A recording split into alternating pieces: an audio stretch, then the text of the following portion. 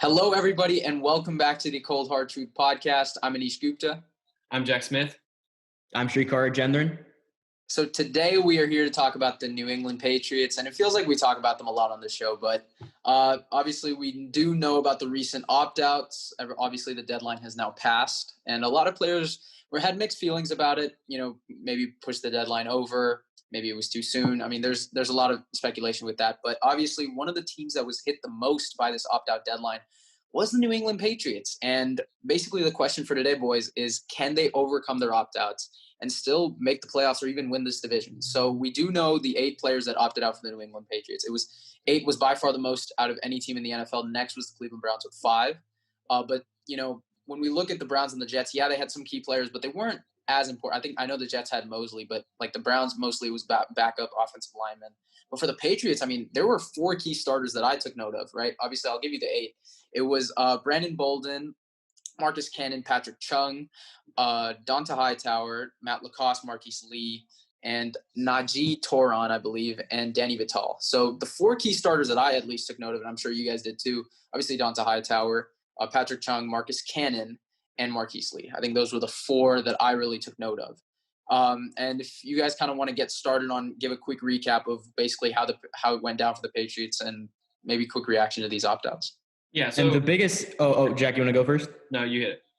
All right. The biggest name among that list of 8 Patriots players is without a doubt Hightower, who is hoping to enjoy another solid year in the middle of the Patriots defense this season. You know, he was slated to make, I think, $8 million in base salary in 2020, and his wife recently had their first child a weeks ago. You know, congrats to him, and cited that as the main reason that he was opting to not take the field for his 9th season in the NFL and with the Patriots. So the departure of all those players so far who are opting not to play this season, that's going to result in Bill Belichick and company. You know, they're going to try to quickly fill those holes, you know, on a defense that ranked near the top of the league a season ago. Like, let's not forget how good that defense was. And I think just overall, the absence of Hightower that's going to be the most notable loss for the Patriots, especially after you lose Cal Van Noy and Jamie Collins during free agency. And this season was supposed to be Hightower's final year of his contract in New England. But I think the good news for the Patriots is that his contract will now carry over into 2021. So they can address the topic of potentially extending him for at least another year. So with about a dozen, I don't know how many in total, but a bunch of players around the NFL already deciding to opt out of the upcoming season with, you know, a lot of uncertainty still arising. The Patriots have been that team that has been the most impacted so far this offseason. And listen, you cannot blame the players for deciding not to play this season for health concerns. Mm-hmm. I will always respect that decision. And I think the latest departures for New England, that now creates a decent amount of uncertainty as to how its defense will look in 2020 and how they'll try to replace those players leading up to the start of the new year. Yeah, so, I mean, we talk about the Patriots all the time and how Belichick seemingly always can get it done. You can't count him out. But the way they get it done is it's pretty simple. They do it through a good offensive line and just players on defense that can do their job. And I think it's important to note that they've lost those guys. Marcus Cannon, he's part of that good offensive line, and he's gone now, so they've got to find a way to replace him at tackle.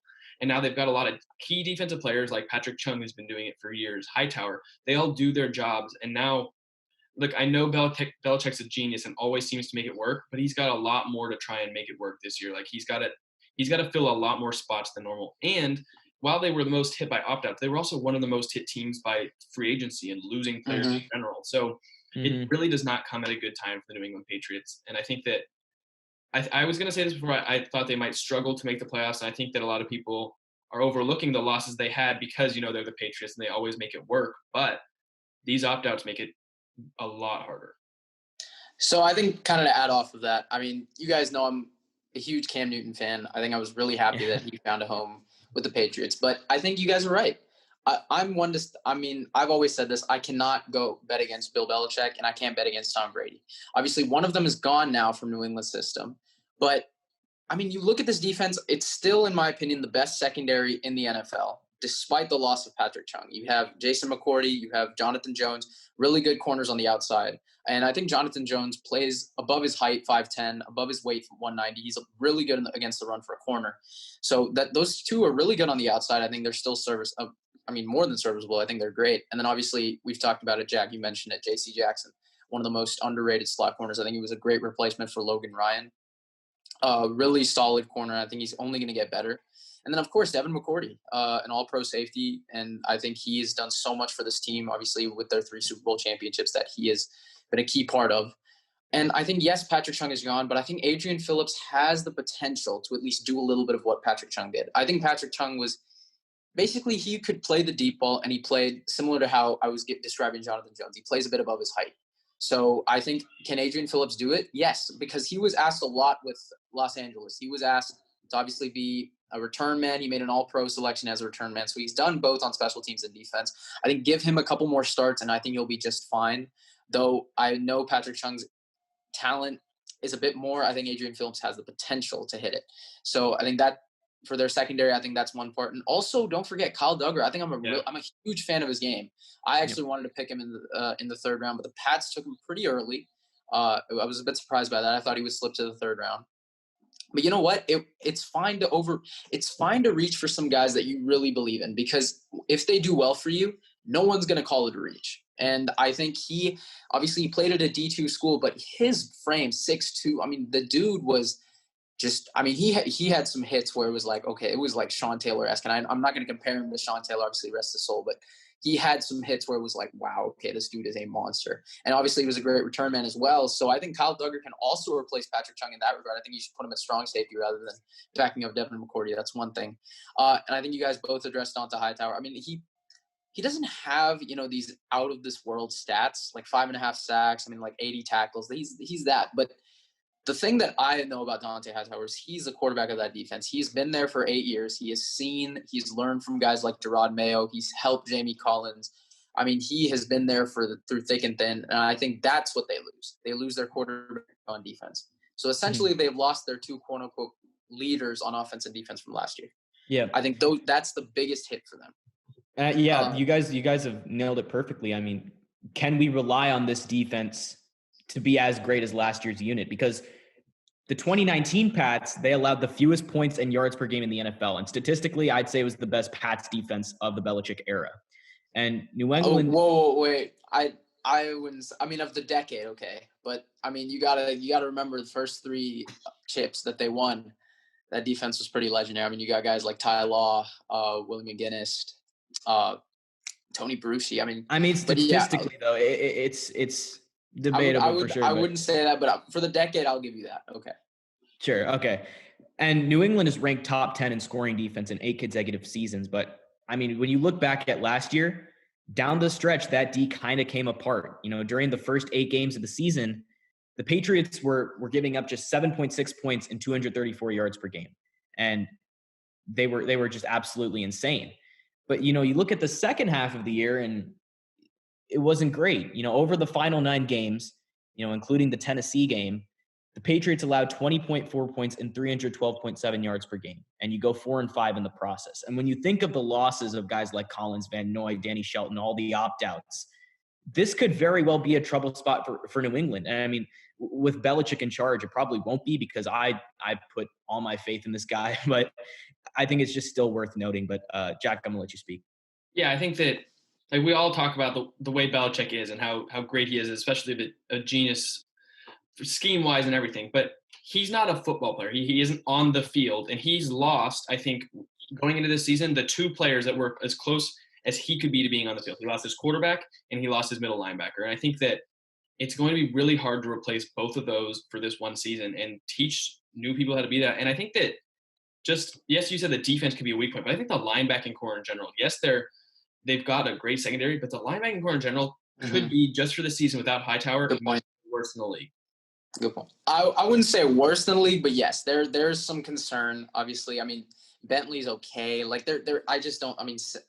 Simon, I think that's what his name is. I think he's okay.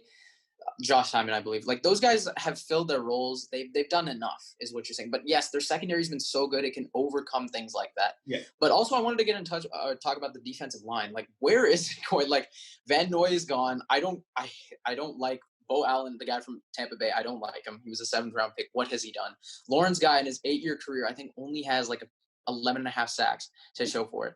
That's not that good. I think Winovich will play some, but you're right. I mean, other than the secondary, this defense is not tremendously talented. But that's the thing, though. I think that can they, like you said, Jack, can they fill their roles? Only time will tell, because I don't need, Lawrence Guy to get me 10 and a half sacks. No. I don't need that. Maybe without Van Noy, okay, someone's going to have to step up, but it doesn't have to be him. It's just, can this unit stop the team from going down the field? It doesn't have to pile up stats. It's just, like, for example, I think that's why scoring defense, they've been consistent. Srikar, you said top 10 in the last 8 years. Top 10 in the last 8 seasons. Yep. And I'm not surprised by that. I mean, they've found ways to, 1, keep the ball in the offense's hands, their offense's hands, obviously. And 2, they found ways to at least step up in the red zone when it matters. I've seen that countless times with them. And, kind of flipping it to the offense, right? Because I think this defense, I still trust their secondary. I think you guys can agree with me there. Sure, yes, their front 7 is suspect, but I think if they can fill their roles enough and do the jobs needed on, key third downs or key spots in the red zone, they will be fine. I think that's not something I need to worry about, because the division is wide open. It's been more wide open as it ever has been. And if I'm leaning on experience, this team still has it. Yeah. So let's flip it over to the offense. Can I make one more comment on the defense? Yeah, of course. So I think that the Patriots have never had tons of guys that are super talented with pass rush moves are going to get you 10 and a half, 10 plus sacks. But no matter what, they always get pressure somehow. Whether it's exactly good point. Bringing extra people and banking on those corners and safeties, they always get pressure. So while they might not have the most talent on the defensive line, they will get to the quarterback. And while it might not amount to sacks, it'll amount in bad throws, throwaways, and just pressure and inaccurate passes. Yep. I think also another thing based off that, the reason why they're able to get pressure is because quarterbacks on other teams are not able to throw the ball as quickly as Tom Brady. I think this dude gets the ball out quick. I'm talking, whether it be checkdowns, quick screens, wide receiver screens, throwing it back. Like he knows where to find his receivers or running backs for that matter. And now he has Cam Newton, right? So I'm flipping into the offense. Obviously, I think the offensive line, Jack, will still be fine. I was going to say Marcus Cannon is a close second to, impact of loss, because he is a right tackle. Obviously, Cam Newton moves a lot, and I've seen him move to his right a lot more than I've seen him move to his left. And Marcus Cannon, while he did allow 6 sacks last year, he has a 68 PFF grade, only 3 penalties. So he's a very mature offensive lineman. He knows his role. Yes, he'll, make mistakes in the passing game, but, he's a great run blocker, and he's not careless. And that's what New England basically thrives on. Lack of being careless. And that's, I think, a very underrated loss, Marcus Cannon over there. But again, Isaiah Wynn, solid left tackle. I think he's good. Joe Tooney, obviously a top 3 left guard in my opinion. I think you guys can agree with that. David Andrews coming back from injury. He's finally healthy. I think he'll be great as I think he's a top 10, top 7 center. And Shaq Mason, a really good offensive guard who showed his strides in the Super Bowl that they won, Super Bowl 53. I thought he played really well that game, helping Michelle obviously get into seal that game. So the offensive line is still good. I think it's still solid. I think it still has the potential to be top 10. My only thing is this. Cam Newton, I think, this episode was centered around, can Cam Newton and Belichick overcome these opt-outs? And one thing is this. Yes, he is a whole new weapon that Belichick and Josh McDaniels can basically throw at the NFL and, maneuver new plays and stuff. But he's not going to be able to get the ball out as quick. Mm-hmm. So you lose. I think that's an underrated aspect that people aren't considering. And is he still mobile enough to find his way around the line of scrimmage and get the ball downfield? That, I think, I'll leave it to you guys. What do you think about that question? Yeah, so I think that the maneuvering part is interesting because I'm not sure. I think right tackle, if you have a right-handed quarterback, is one of the most important spots on the line if you want to maneuver around. Because think about it. Mm-hmm. Aaron Rodgers, every time he goes to throw on the run, Brian Bulaga was there for him. And I think that's one of the – Well, the thing is, I think with Rodgers, though, he would go more to the left because of Bakhtiari. And that's where I would see him go. But, guys like Deshaun Watson – right-handed quarterbacks prefer to go to the right. Yeah. Obviously. So with Corey Cunningham, if you know who that is, right tackle. I know. A little bit more difficult for Newton. So I think that while he may be limited mobility-wise himself, I think it's also the lack of tackle there at right tackle could be big. Yep. Srikar? I think, and I know that Cam has been injured in recent years, but I've always believed that the time off and the time he's had off is just ultimately going to do more good, because I think we all know that Cam still has a lot to offer when it comes to football. I think Cam is going to be really good, especially in a McDaniels system. I think it's going to work out. And he's still just 31. And maybe I'm getting too obsessed with his Instagram because I've mentioned this in a previous episode, but the dude looks like he's in good football shape. And, I'd rather take a chance on a former MVP who's, very physically gifted, one of the most physically gifted players I've ever seen, than roll with a fourth round pick with, I think it was like 3 or 4 pass attempts in his career. But before the Newton signing, I was ready to make a case for Jarrett Stidham because the Pats are going to be the Pats. So, I mean, I think the deal itself was just really good. And you get a team-friendly deal. It's definitely affordable. It's a prove-it year for Cam. In terms of maneuvering around the pocket, I think you hit it right on the nail. But I think injuries are definitely a concern, but I'm not overthinking it, because I still think the guy, as I said before, I think it's going to do more good than harm his time off. So, but the thing is, I think as much as a Cam Newton fan as I am, I think I've told you guys this earlier, I think he should sit a couple weeks. There's no preseason, right? So that I think, Srikar, you and I have been talking about it. The teams have been affected most by this no preseason. Patriots are definitely one of them, because they have to adapt to these whole, this new system without their 8 players that they had going in. Obviously, some key returners, Brandon Bolden being one of them. Obviously, a key receiver, Marquise Lee, who's shown some flashes in Jacksonville. I believe he was a first-round pick as well, or an early round pick. I can't remember. But so that's one part. No preseason. I think you should give the keys to a guy. I know he hasn't played as much, but he's understood the playbook more. And I mean, Cam said it himself. This is a very complicated playbook. So I think Stidham should maybe play the first 2 weeks. I mean, it's okay to take a couple losses. The Patriots never do well in September. I mean, they're always a 2-2 team in September, except last year. So I think Stidham should start the first 2 weeks.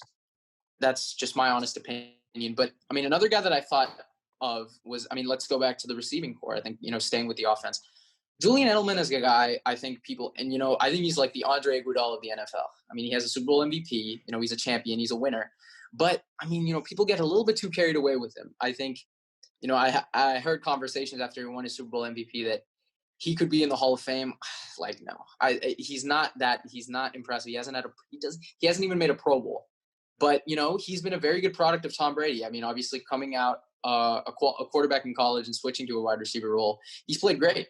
And I mean, last year he had the most yards in his career, but he also had the most drops in the entire NFL. And I think that's very concerning. But, we look at this receiving core. It's Julian Edelman. I think Mohamed Sanu will bounce back. He had a very good first game in New England. I think he needs to be more consistent as a slot kind of receiver. But one guy I wanted to touch on is N'Keal Harry, their first-round pick last year. So I believe he came out of Arizona State or Arizona, one of the 2 schools. Arizona State. So he 6'4" frame, 216. Caught 9 touchdowns his senior year. And, I thought he would play a little bit as a tight end for them. But they played him more as a receiver. He had a good game. He had a couple highlights against the Chiefs, I remember, last year. So a really solid player. I think he has the potential, though, to develop into a go-to guy for Cam Newton, because Cam Newton likes his receivers tall. Kelvin Benjamin, tall receiver, he had a good run with him. Devin Funchess, another tall receiver, he had a good run with him. Greg Olsen, a tall guy, again, good run with him. So Cam Newton has found good strides with tall receivers. Like, for example, Steve Smith was 5'9". Yes, Cam Newton found a way to get him the ball, but not as much as I think he could have. Mm-hmm. I think he had more potential with the Ravens. I'm sorry, Srikar? Yeah, I think with Edelman, 100 receptions for 1,117 receiving yards. You said this, but some might even say he's a Hall of Fame receiver, with what he's done in the postseason. He's great, but he did have 71 more catches than the Pats' number 2 receiver last year, Philip Dorsett. And that was the second largest differential. I think first was Michael Thomas and Ted Ginn Jr. Yeah. But the Saints have Alvin Kamara. They can make the Saints have What were we saying? I think they're kind of like the Saints in their receiving corps. They can make it work with anyone. I mean, you see like I wouldn't say catching passes for touchdowns. I think it's a talent perspective though. Like I mean Marcus Colson I think was a product of that. Lance Moore was a product of that. Willie Snead was a product, but like I think guys like Michael Thomas, the reason why they're able to stretch the gap so much is because of their talent level. I think Julian Edelman is a good example, right? Wes Welker was another, but you saw with Randy Moss, the numbers were so big because of his talent level. So yeah, I think that's a good point. But I mean, kind of to switch it up, like the tight end situation too. I mean, that's where I was kind of heading with like, do you think N'Keal Harry should potentially play tight end because Lacoste is gone? I thought they would potentially go for David Njoku. I thought they would maybe throw in a trade package, maybe a 3rd round pick for him. They did draft Devin Asiasi and Dalton Keene though. So yeah, I think they're very confident in their rookies. True, I agree with that. I'm very skeptical. Like I'm skeptical of their draft process, but again, it's Belichick. I think he's hit the nail on a lot of them.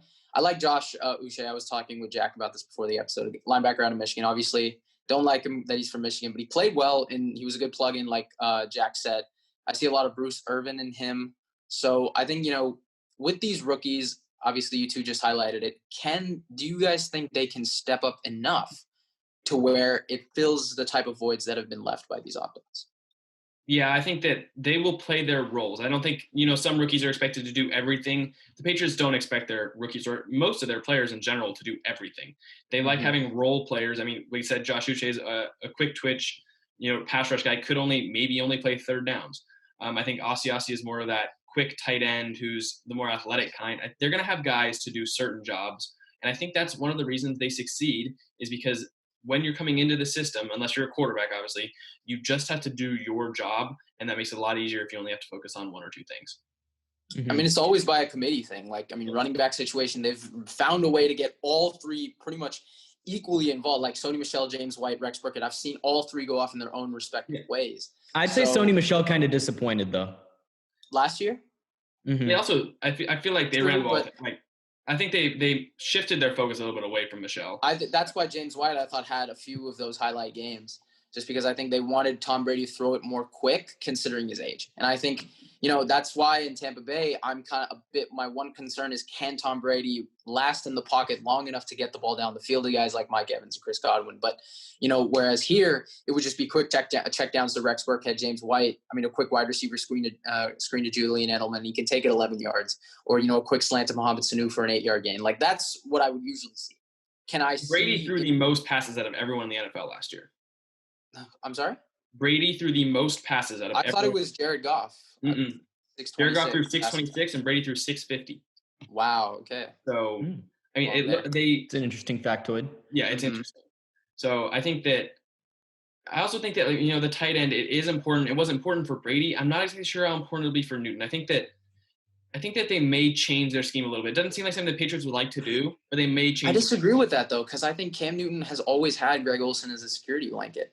I think he's going to need a big guy to help him out, and I think N'Keal Harry has to be that. And I think if you guys were saying stay at what receiver, I'm okay with that. I need to see him play more of that big receiver role. Do you know what I mean? Like, and also, the Patriots were a type of team, again, I was saying, they would take up all 3 downs to get the first. They would go, first down, run it for 4. Second down, maybe a quick wide receiver screen for 3, and then on 3rd and 1, they'd convert.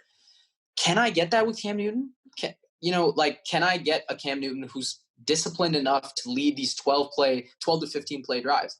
I think that's a very underrated aspect that people aren't also considering with the New England Patriots. It's how they execute things. It's not just the wins. I think this is the first time I'll say that. It's for them, it's more than that. It's how they execute, how their players play their roles. And I think now, I've said this again with every other team that we talked about. Counterparts have gotten better in the AFC. Unfortunately, with the Patriots, I can't put them in that tier 1 anymore. I think the Chiefs and the Ravens have established themselves there. I can't even put them in the tier 2. I've got them in the tier 3 with, 8 other teams fighting for 2 playoff spots. 3, 5, 6, and 7. Those are the 3 seeds for around 7 to 8 teams, right? I think I mentioned it. The Browns, the Chargers, the Broncos, the Steelers, Colts, Texans, right? So, yeah, that's their tier. And I think you guys have also agreed with me on that. But, can Cam Newton take them to new heights? I think it's really tough, but their schedule is a bit concerning to me. I mean, they've got games where it's like, okay, they still have to play the Chiefs because they won the division last year. just those type of things. I believe they still have to play the Ravens also. I mean, there are some games where they've got a rough stretch too. They have an early couple games that could be a little bit easier. Maybe that's when you play Stidham, get Newton ready. But I mean, exactly. We're at Kansas City, then you play Denver at home, you play Niners at home, and then you go to Buffalo. Like Buffalo, that's a brutal stretch. All 4 of those games. Yeah, I mean, the NFC West, you just mentioned it. That those are 4 games where it's like, okay, all 4 can go either way, really. I except the Rams, I think they beat them. But I mean, if you guys kind of want to switch up here, maybe on the outlook of this Patriots team, right? Sure. They've looked, they've always been that team where it's like, how can they not make the playoffs? Yep. This is really the first year I've ever had my doubts, and I'm so, up and down with this, because when Cam Newton signed, I was like, okay, this is 10-6, but opt-outs happen, a bit of dysfunction going on there, just not with the team itself, but, with the players. How is this team going to be together? It's not a chemistry issue. It's just, how is this team going to gel with the pass rush? I really don't have anything there. Where is my pass rush going to come from? I mean, Jack, I know we've said it, but I need to see it first to believe it. And but I think with this team, you can obviously hope a little bit more than with other teams. So do you guys really think that this Patriots team can make the playoffs? I think that's the big question here. So can we give like a record prediction right now? Yeah. I mean, you know what? Go for it. Tell me right now, would this Patriots team make a wild card, win the division? Where do you see it? So I'll say 9-7. Wow. I think obviously you lose Tom Brady, that's gonna haunt New England, but because you're losing more games than you usually win in the past. But these projections could change depending on Cam Newton. Can you get solid quarterback play from him? Can he stay healthy? But on paper, the Pats no longer have the most talented roster in their own division, at least in my opinion. I think that belongs to the Buffalo Bills. I don't think they had it last year either, though. I think, or it's close, but I don't know. I think it's just what they've done with their team. You know what I mean? Mm-hmm. But yeah, keep going. I think the Bills do end up winning the division. But I think 9-7, it should be good enough to factor into the wild card picture, especially since, with the new format and the NFL's adding an extra playoff team. But I mean, it's going to come down to tiebreakers. I think Bill Belichick is more than up to the challenge of trying to win without Brady, and Pats fans I know a lot of Pats fans are going to put this down in our comments, but they won 11-5 when Brady missed the 2008 season with a knee injury. And it's important to note, this is kind of countering it, that Matt Castle was working with the core of that 2007 Pats team that nearly completed that undefeated season. So I think the Pats roster is still very flawed, and you're lacking talent at skill positions. But Brady was kind of able to mask a lot of those weaknesses. But I mean, with his departure, New England is more average. I wouldn't say they're worse, but they're more average than they've been for a long time. So I think 9-7 is pretty fair. But as I said before, it all depends on Cam Newton, and also with all the opt-outs, it's just, who knows? Yeah, I think, can they make the playoffs? Yes, obviously, I think the Patriots will always have a possibility of making the playoffs. I'm going to say no, though. I'm going to say 7-9, the opposite of Srikar's record. I think that with a rough schedule, I think that 4-game stretch is brutal. If they lose 3 of 4 or 4 of 4, that's a lot of lost momentum. And then they've got games where they get knocked down, possibly by Baltimore or by the Cardinals or the Texans. So I think maybe they put it all together, but also I think that there's just a lot going on. Buffalo's gotten better, and there's a lot of other AFC teams getting better. I think 7-9, it's still a possibility that they can get into the playoffs in a 1 or 2 game flip, but I think 7-9 is where I'm going to stay at right now. So obviously, I think you guys have made both great points. I think obviously one has a winning record, one has a losing record. Funny, because I'm tempted to go right in the middle, and you know what? I had them 10-6 originally. I think I got to bump it down to 8-8, and here's why. Like, I think that's still going to contend for that 7th spot. I think maybe they'll be 8th, maybe they hit 7th and get a bit lucky. Who knows? But it's just so hard right now. It's 2020. I mean, everything's been wrong with 2020. And you know what? The things that have been normal, like the Patriots winning everything, might not be so normal this year. And I think that's, one thing to look at, especially just a lot going on with this team, a lot going on with the season. I think they'll lose some games that they should win. I think I can see the Dolphins potentially upsetting them more than once. And I know you guys will be mad at me for that, but I'm a huge believer in them. I think, they will lose some games that they should have won, but they'll also win some games that they should have lost. I think, their home field advantage, despite not having as many fans or no fans, Gillette is still a hard place to play at. I think they'll still have that home field advantage in some respect. So I see an 8-8 in their future. I did a playoff predictor simulation just recently. I had him going 7-9 like Jack, but I think I switched it up. I had him beating Miami once. I thought they would lose twice, but then I was like, okay, no, I don't think so. So I think 8-8 is where they go. And you know what? For a Patriots team that lost 8 key players, 4 of very important starters, I think 8-8 is very solid. And you know what? I think Cam Newton bounces back. Is he the bridge quarterback? Really, I hope not. I hope he extends his stay in New England for maybe another year, because I don't think this dynasty is over though. And you know what? I wouldn't say it's completely over to where it's rebuilding, but I wouldn't say they'll win another 3 championships. I think there's what we've seen these last 20 years is something I think we'll never see for a very, very long time. But can they do enough to get back there? Most definitely, because they have guys that I would never bet against.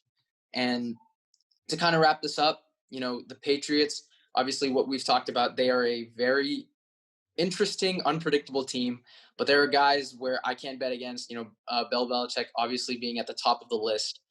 Jack, I think you've alluded to that too.